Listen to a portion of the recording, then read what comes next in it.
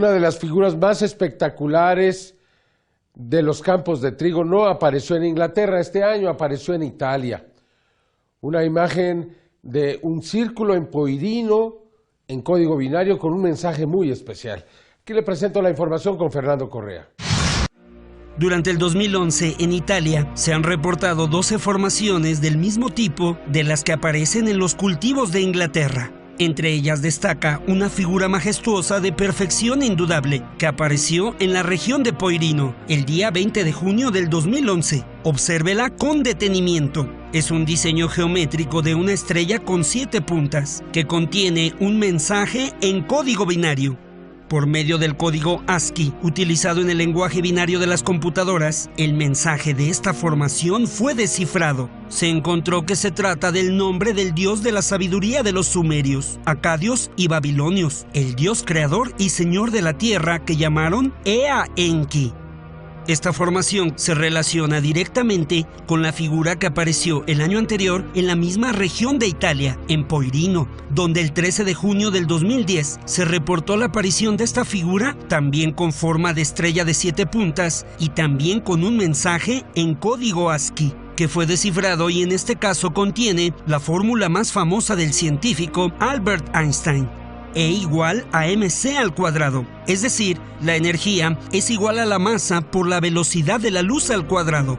Ahora observe con toda atención esta comparación, y en las dos figuras aparecen mensajes codificados usando un lenguaje universal del código binario que emplea solo 2 números, el 0 y el 1. Hay que considerar que en el código ASCII, cuyas siglas en inglés significan Código Estadounidense Estándar para el Intercambio de Información, existen 95 caracteres numerados que son descritos con 8 bits de información. Es decir que, por ejemplo, los 8 bits 01, 00, 01, 01 equivalen a la letra E.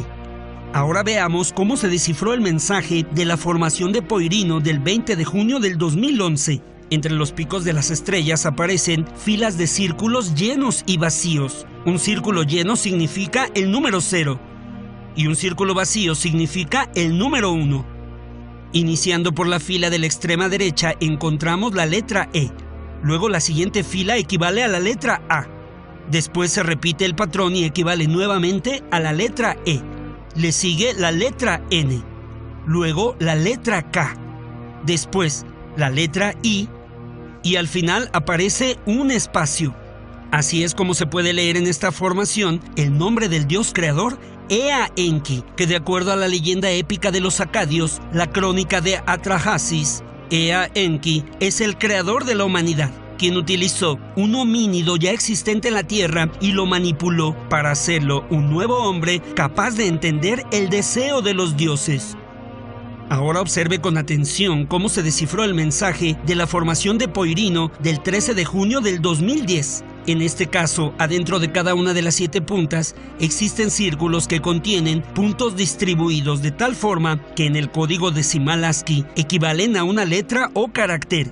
Se puede leer a la izquierda el inicio del mensaje con la letra E, luego el signo igual, después la letra M, le sigue la letra C. Luego el símbolo que equivale a elevar a la potencia y al final el número 2 que significaría al cuadrado. Así se obtiene la ecuación más famosa de Albert Einstein. Se trata de 2 formaciones extraordinarias que nos hablan de mensajes muy importantes por la trascendencia y significado de la ecuación de Einstein y por el significado a investigar del creador de la humanidad llamado Enki. Mensajes escritos con un lenguaje universal conocido como el código binario, el cual bien podría ser utilizado para comunicarse con otras inteligencias.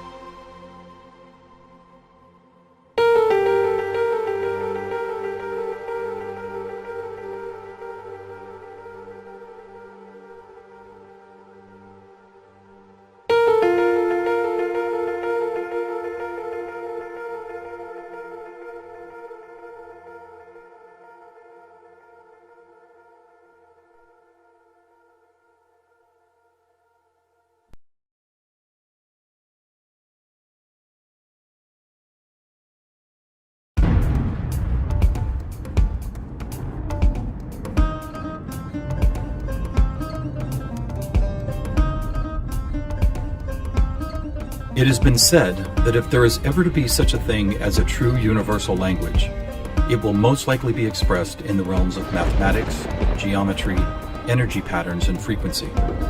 Could it be that this language, or at least the foundation of it, already exists here on Earth?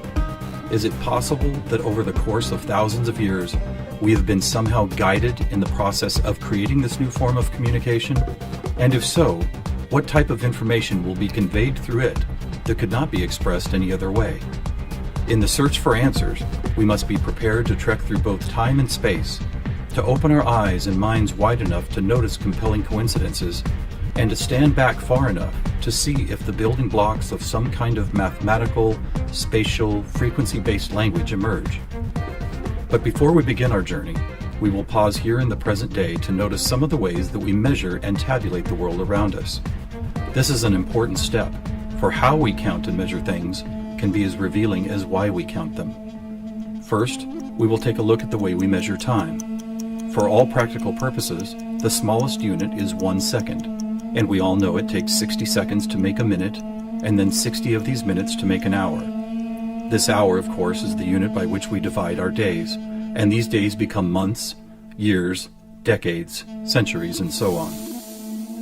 Speaking of 60, let's take a moment to notice that all geometry, whether it is 2 or 3 dimensional, is also derived from base 60 mathematics that provide the foundation for a 360-degree circle, which in turn provides us with all the angles and formulas for creating virtually every shape known to humankind. Now let's look at how many cultures from all over the world have chosen to count and group things. Right away, we see that we have been attracted to the number 12. 12 eggs in a dozen, 12 months in a year, 12 inches in a foot, 12 signs of the zodiac. Strangely, whether it's tallying disciples or mythical gods, the number 12 appears often in the telling of our greatest stories about ourselves. And what about distance? Your local town might be measured in meters or other units, but when we talk about measuring our planet, the standards we all use revert back to base 60 units of miles, minutes, or geometrical degrees. Are you noticing the pattern here? We seem to be encountering a lot of 12s and 60s. Are they related? And if so, how? To answer that piece of the puzzle, we must travel roughly 5,000 years back in time to visit the ancient Sumerian culture of Mesopotamia, for here is where our 1260-based math comes from. This counting system, which was invented by the same people who produced the world's first written language, involved counting the knuckles of the 4 long fingers on one hand and then multiplying them by all 5 digits on the other hand. If you do this, you will get a maximum number of 12 knuckles times 5 fingers, which of course totals 60. How these cosmic jumps in language and mathematics occurred so suddenly is open to debate. But it is interesting to note that the ancient Sumerians themselves wrote about being given this information by sky god visitors they called the Anunnaki. Who and what the Anunnaki were is a hotly contested subject, but one thing that cannot be denied is the fact that over 5,000 years ago, a mathematical system was born that incredibly still serves us today. So now that we have our various units of measurement, all based on the Sumerian 1260 counting system, let's jump forward to a few pivotal moments in history and see what other numbers, patterns, and synchronicities appear. In the 6th century BC, on the Greek island of Samos, the famed mathematician Pythagoras led a school of thought that married philosophy, mathematics, music, and of course geometry. And while Pythagoras did not discover advanced geometry, he did apply it in new ways, especially to music. For instance, he noticed that when a tauten string was plucked, it would create a tone.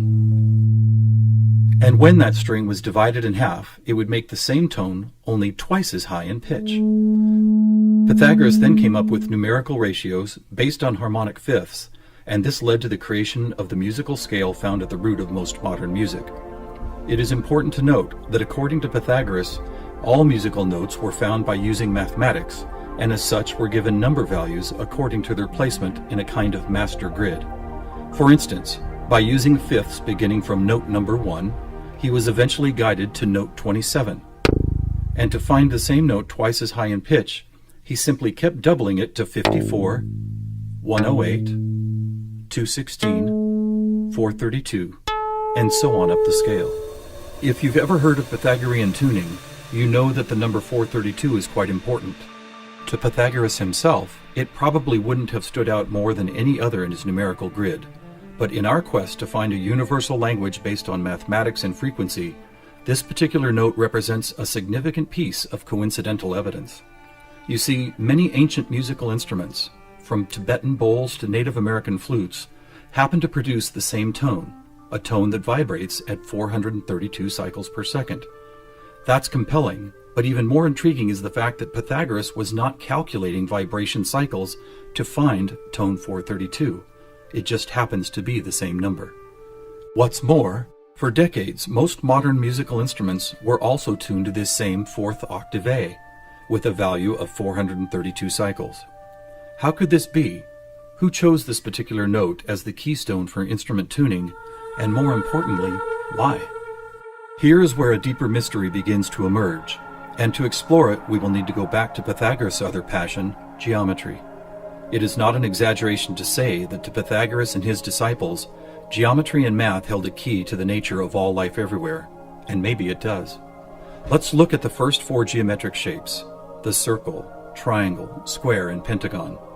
In each of them are angles of degrees that, when added together, always total a specific number relative to that particular shape. For instance, if we take a triangle, the sum total of all three interior angles is always 180.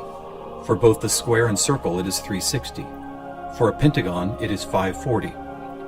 Now at this moment, let's step back and look at these numbers in a different way, as there seems to be something about them that reaches beyond a simple sum of angles. Did you notice that they happen to be in the same numerical neighborhood as tone 432? What's more, they all add up to 9, just like 432. As an experiment, let's take a look at the numbers found in basic geometric shapes, then apply those numbers as vibration cycles to hear the tones they produce. First, let's listen to what the 180 total degrees contained in a triangle sound like.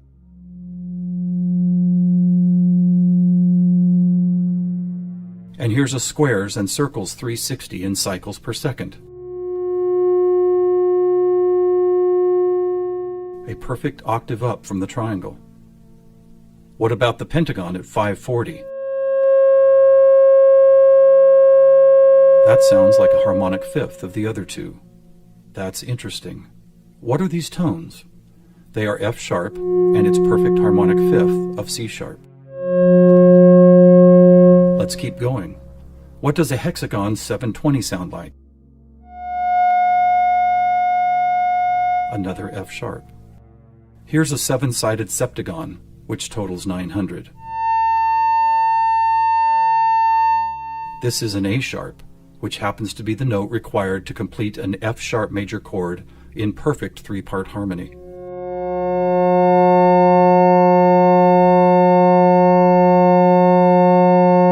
And finally the octagon, where we get 1080, another C sharp. Suddenly, geometry is expressed by tones, and these tones just happen to create the most beautiful form of music, a perfect three-part major chord in the key of F sharp.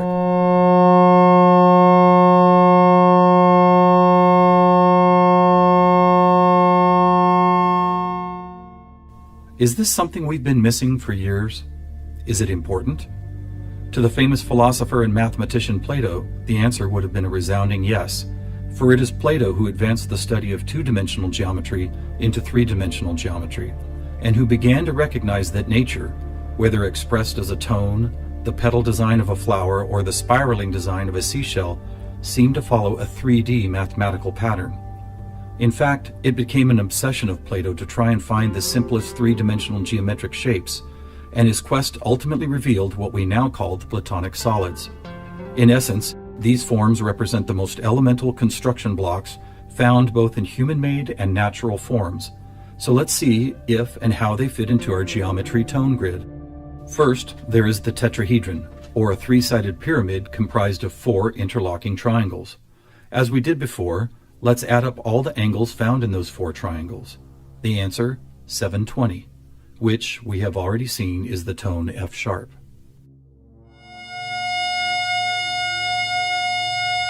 Next we have the cube, whose six 360-degree squares totals 2160.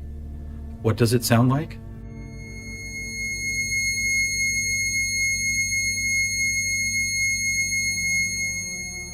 2160 is a high C sharp, and as you will see later, a very interesting number for other reasons as well. Next up is the octahedron. Constructed of 8 triangles, this shape totals 1440, which is another perfect F sharp higher up the scale. The icosahedron is made up of 20 triangles, so the total number of degrees is 3600. As a tone, 3600 vibration cycles create the A sharp needed to complete yet another F sharp major chord that sounds like this.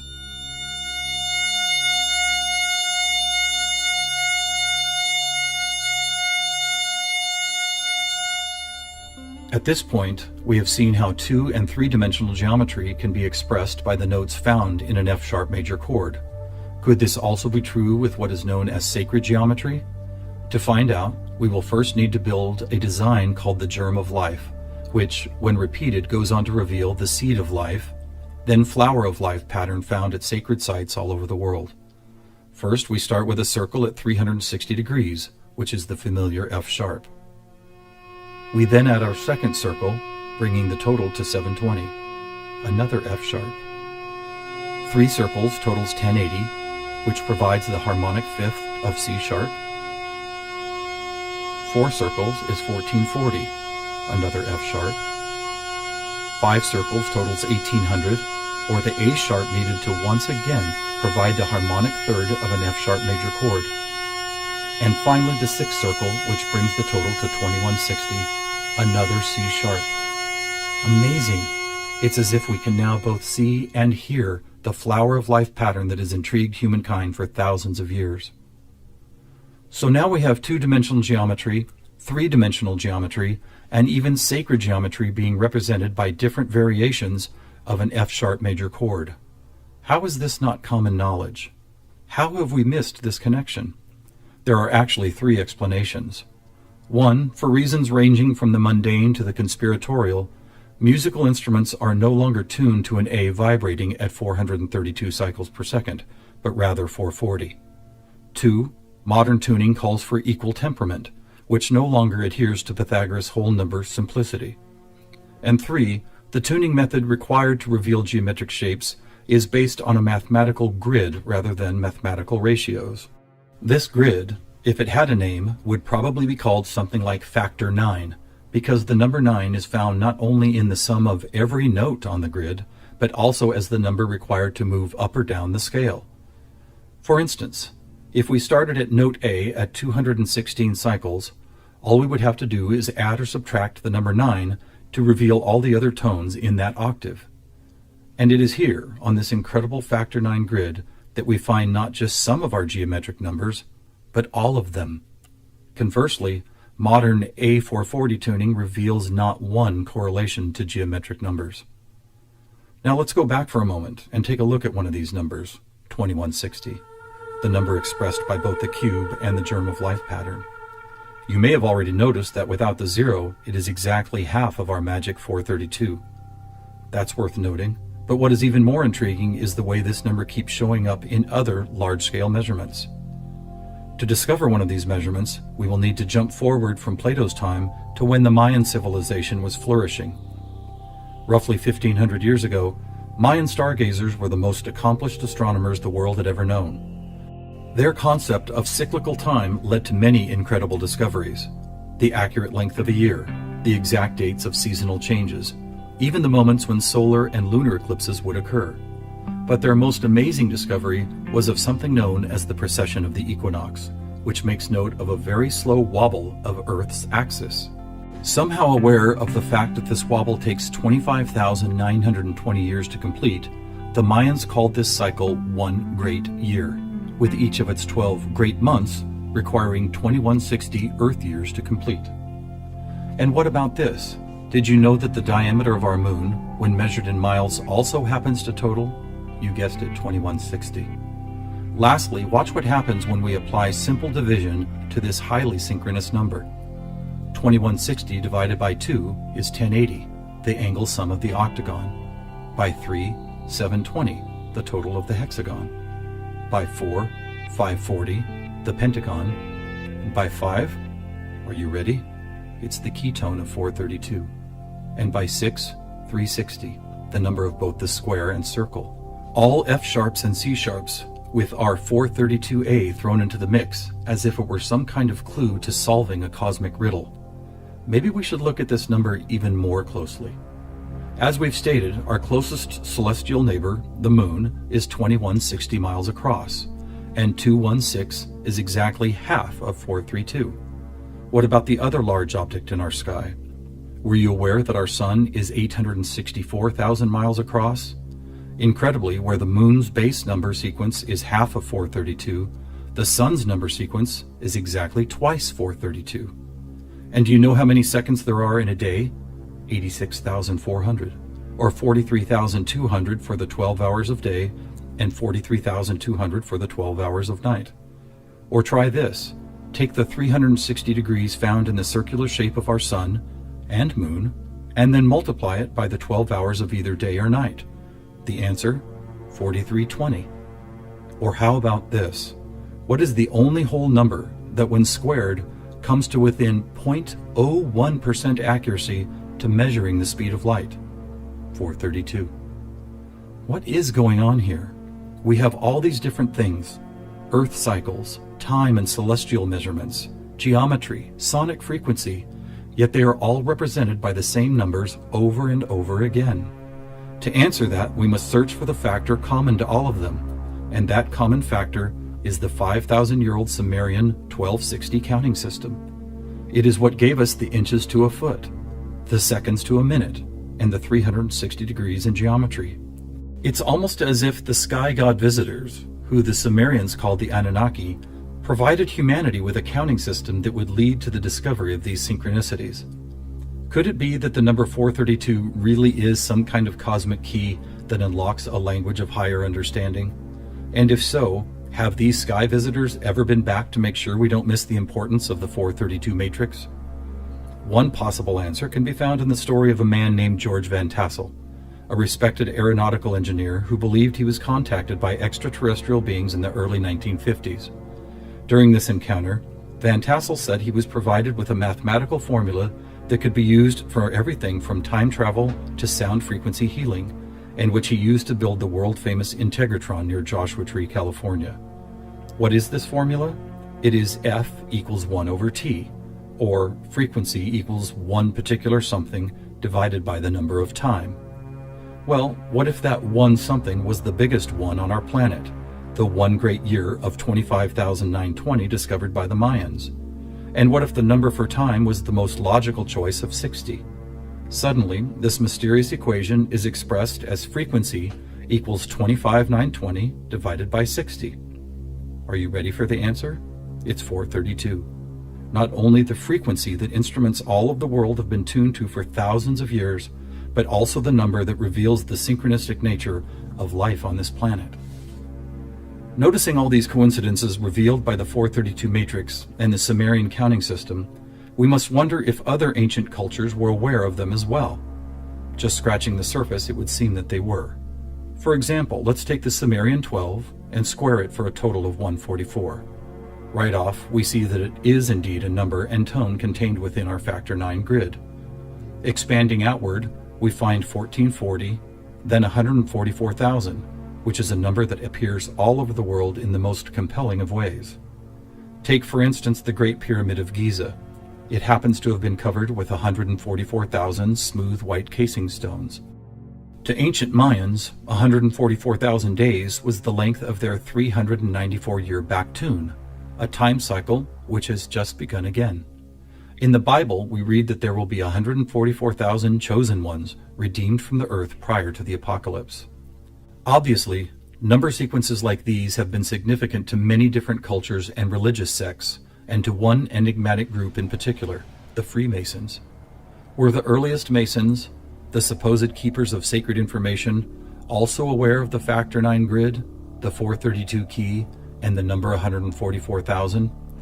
Their infatuation with the numbers 3 and 13 might be telling. For instance, if you divide 144,000 by 432, the answer is 333.3 into infinity. Or take a look at the back of a dollar bill. That famous unfinished pyramid could be revealing some interesting clues. For instance, there are 13 steps climbing the pyramid, and 13 times 33.3 is 432.9. Even the shape of the flat-topped pyramid appears to be made as if someone had drawn 4 dots in a line, then 3 above it, then 2 above that, and then connected those dots to reveal this iconic shape. And of course, let's not forget that the square root of our all-important factor 9 grid is 3 threes. Who else knew about 432? The answer is surprising. In India, large cycles of time are called Kali Yugas, and each one is 432,000 years long. In fact, the number 432 appears so often in sacred structures and myths, from Stonehenge to the pyramids, that author Joseph Campbell could not help but see it as the most important mythological number in history.